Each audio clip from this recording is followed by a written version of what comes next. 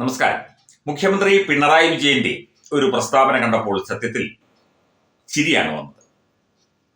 അതായത് കോൺഗ്രസിലെ സ്ത്രീ ലംബടന്മാർ എന്താണ് കാട്ടിക്കൂട്ടുന്നത് എന്നുള്ള ഒരു ചോദ്യമാണ് കഴിഞ്ഞ ദിവസം മുഖ്യമന്ത്രി പിണറായി വിജയൻ ഉന്നയിച്ചത്.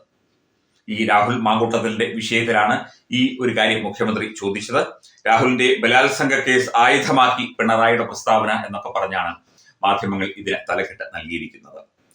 കോൺഗ്രസിലെ സ്ത്രീലമ്പടന്മാർ എന്താണ് കാട്ടിക്കൂട്ടുന്നത്, ഇരയ ആളുകൾ പങ്കുവച്ച ആശങ്കകൾ പരിശോധിച്ചാൽ അവരെ കൊന്നുതള്ളും എന്ന ഭീഷണിയാണ് ഉയർത്തിയത്. അങ്ങനെ അത്രയും ഗുരുതരമായ ആരോപണങ്ങൾ ആണിപ്പോൾ മാങ്കൂട്ടത്തിനെതിരെ അടക്കം മുഖ്യമന്ത്രി ഉന്നയിച്ചിരിക്കുന്നത്. ലൈംഗിക വൈകൃത കുറ്റവാളികളെ വെൽ ഡ്രാഫ്റ്റഡ് എന്ന് പറഞ്ഞ് ന്യായീകരിക്കാൻ വന്നാൽ പൊതുസമൂഹം അംഗീകരിക്കില്ല. ഇപ്പോൾ വന്നതിനേക്കാൾ അപ്പുറമുള്ള കാര്യങ്ങൾ ഇനിയും പുറത്തു വന്നേക്കാം. യഥാർത്ഥ വസ്തുതകൾ തുറന്നു പറഞ്ഞാൽ ജീവൻ അപകടത്തിലാകുമെന്ന് ഇരകൾ ഭയക്കുന്നു. ഇപ്പോൾ വന്നതിനേക്കാൾ അപ്പുറമുള്ള കാര്യങ്ങൾ ഇനി പുറത്തു വരും തുടങ്ങിയ കാര്യങ്ങളാണ് മുഖ്യമന്ത്രി പറഞ്ഞത്. ഈ ദിലീപിന്റെ കേസും കൂടി ഉൾപ്പെടുത്തിക്കൊണ്ടാണ് എന്ന് തോന്നുന്നു മുഖ്യമന്ത്രി ഇത്തരം കാര്യങ്ങൾ ഉന്നയിച്ചത്. ഈ പീഡനത്തിന്റെ തീവ്രത അളക്കാനുള്ള യന്ത്രം കൈവശമുള്ള PK ശ്രീമതിയെയും AK ബാലനെയും കേരളത്തിലെ ജനങ്ങൾ മറന്നിട്ടില്ല. പീഡനത്തിന്റെ തീവ്രത അളക്കുന്നു. PK ശശി ഇപ്പം പാർട്ടി ആയിട്ട് ഉടക്കി നിൽക്കുകയാണ്. നാടൊട്ടുക്ക് നടന്ന് ആളുകളെ പീഡിപ്പിക്കാൻ ശ്രമിക്കുകയും പീഡിപ്പിക്കുകയും ചെയ്ത PK ശശി എന്ന സഖാവിനെയും ജനങ്ങൾ മറന്നു കാണില്ല.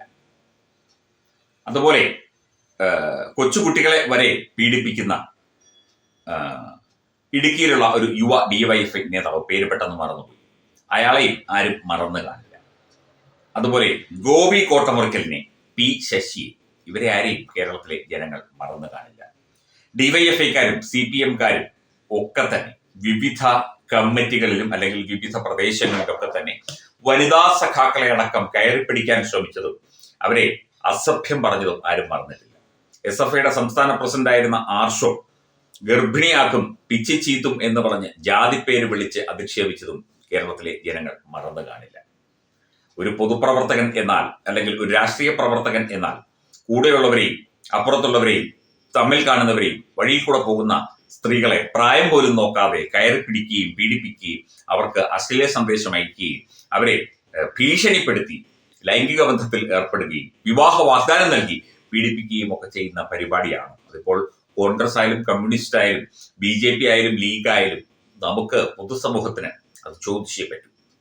ഇവിടെ സ്ത്രീ സുരക്ഷയെക്കുറിച്ച് വാതോരാതെ സംസാരിക്കുന്ന മുഖ്യമന്ത്രിയുടെ പാർട്ടിയിൽപ്പെട്ട എത്രയോ സഖാക്കളാണ് പീഡന കേസുകളിലും ഇതുപോലെ തന്നെ മോശം സന്ദേശം അയക്കുകയും സ്ത്രീത്വത്തെ അപമാനിക്കുകയും ഒക്കെ ചെയ്ത കേസുകളിൽ പ്രതികളായത്.